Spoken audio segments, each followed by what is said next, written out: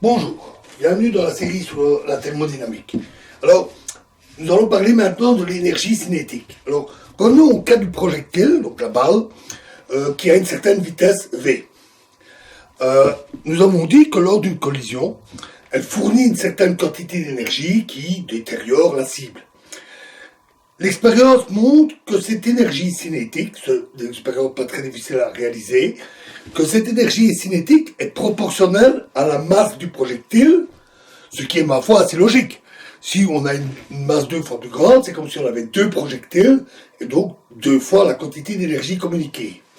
Elle est aussi proportionnelle au carré de la vitesse, ce qui est beaucoup moins intuitif. Le fait que l'énergie augmente avec la vitesse est assez évident.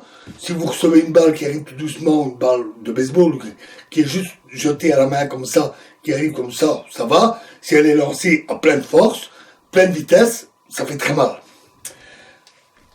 Par contre, le fait que c'est comme le carré, c'est moins évident. Ça veut dire que si la vitesse double, alors l'énergie est multipliée par 4. C'est quelque chose qui est d'ailleurs bien connu de la sécurité routière.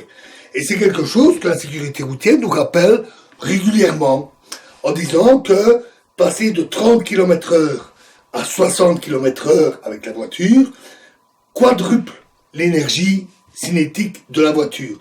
Ce qui est évidemment d'autant plus dangereux pour les piétons qui se feraient heurter. Plus précisément, la formule de l'énergie cinétique est énergie cinétique égale 1/2 mv carré. Vous effrayez pas de cette formule, je la donne à titre indicatif. Pour savoir de quoi on parle, de toute façon, il y a déjà de dire que c'était proportionnel à la masse et au carré de la vitesse. Le 1/2 n'est pas facile à justifier, à expliquer. Et on peut dire même qu'il est choisi pour que le théorème qu'on verra juste après soit valable. L'équivalence entre l'énergie et le travail.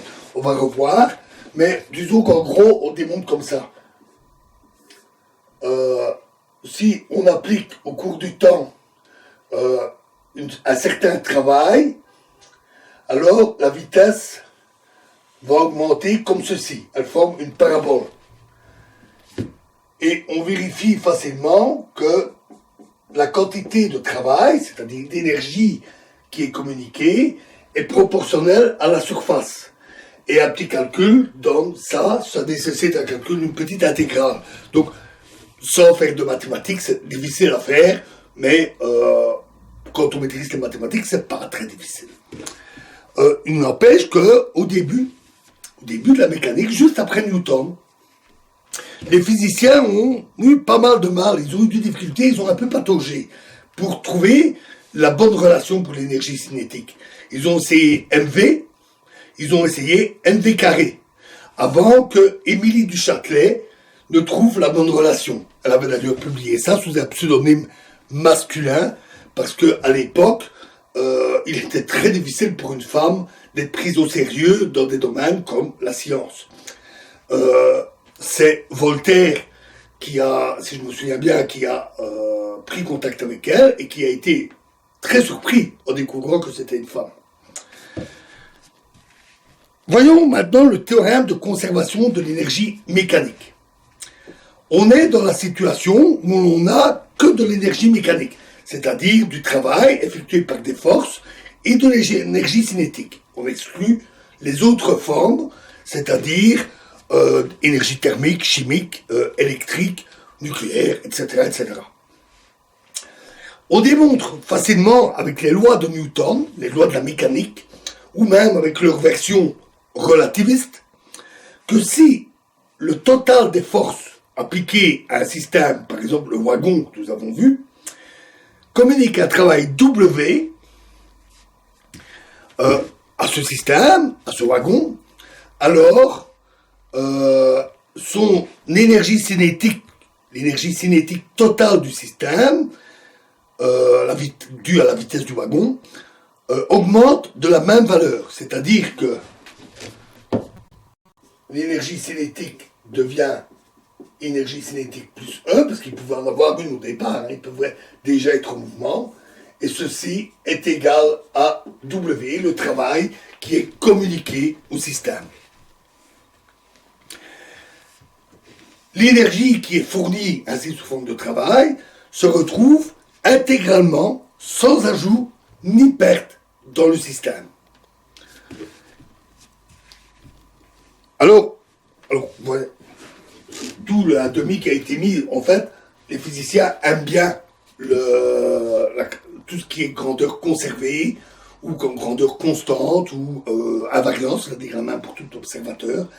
Et donc ils ont préféré choisir une définition d'énergie cinétique avec le 1,5, suite à la relation qui est obtenue, qui a été qu'on démontre ici, et aussi le fait que l'énergie cinétique de l'un est prise aux dépens d'un autre à travers ce transfert de travail, et donc on préfère que le travail représente cette quantité transférée. On va en parler maintenant. Il est utile de parler ici de la troisième loi de Newton, la troisième loi de la mécanique, qui est la loi sur l'action et la réaction. C'est quelque chose de bien connu. Si on tire un boulet, un gros boulet, avec un canon, alors le canon subit un recul qui peut faire beaucoup de dégâts d'ailleurs. Et on ne peut l'éviter qu'en fixant le canon au sol, c'est alors tout le sol qui subit le recul, mais la terre est très lourde, en le fixant au sol avec éventuellement des amortisseurs. Pour les plus puissants canons, on parle de canon sans recul. Et c'est quelque chose aussi que tous ceux qui ont tiré avec des pistolets ou des fusils, bon, c'est pas le cas de tout le monde. Moi, j'ai utilisé qu'une fois des carabines à plomb, donc c'est pas vraiment représentatif. Mais pour des armes plus puissantes, le recul peut être impressionnant. Et c'est quelque chose qu'un débutant doit apprendre très vite, de ne pas juste tirer comme ça, avec un pistolet particulièrement puissant, parce que sinon il se le prend dans la tronche, comme ça, avec le recul. Ça peut faire très mal. Et avec un fusil particulièrement puissant fixé à l'épaule, ça peut carrément faire un gros bleu au niveau de l'épaule. De même, si vous poussez un bloc trop lourd, beaucoup trop lourd, vous poussez, le bloc ne bouge pas. Pourtant, vous poussez vers l'avant. Mais vous ne vous enfoncez pas dans le bloc. Vous aussi, vous restez immobile.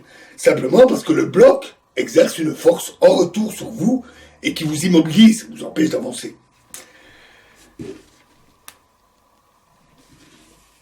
Enfin, lorsque deux corps s'attirent par la gravitation, par exemple la Terre et la Lune, chacun exerce une force d'attraction sur l'autre. La Terre attire la Lune, qui tourne autour, mais la Lune attire la Terre aussi.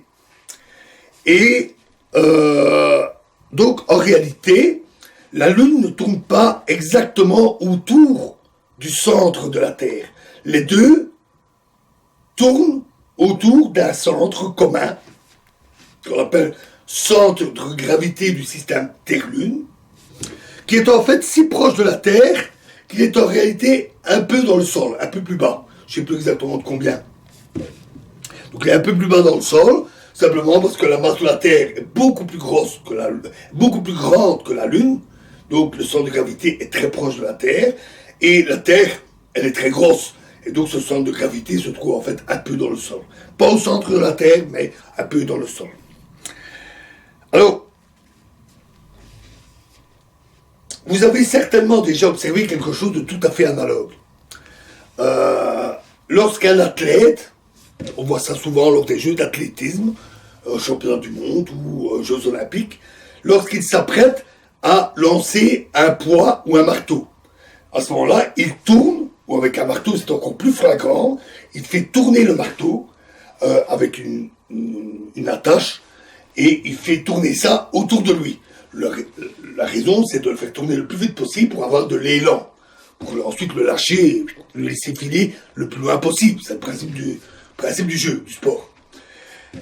Et on voit très clairement, surtout avec le marteau, que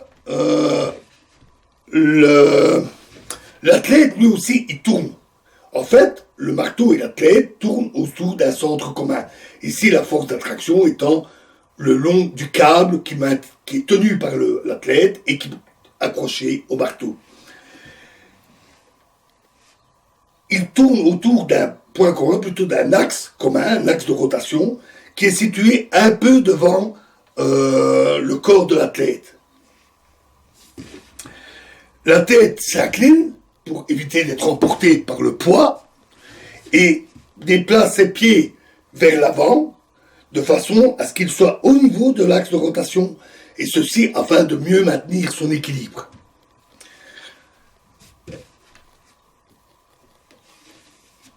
Alors, dernier petit point ici, on peut aussi noter que la force d'attraction qui est exercée par la Lune sur la Terre est très facile à constater, car cette force d'attraction provoque les marées.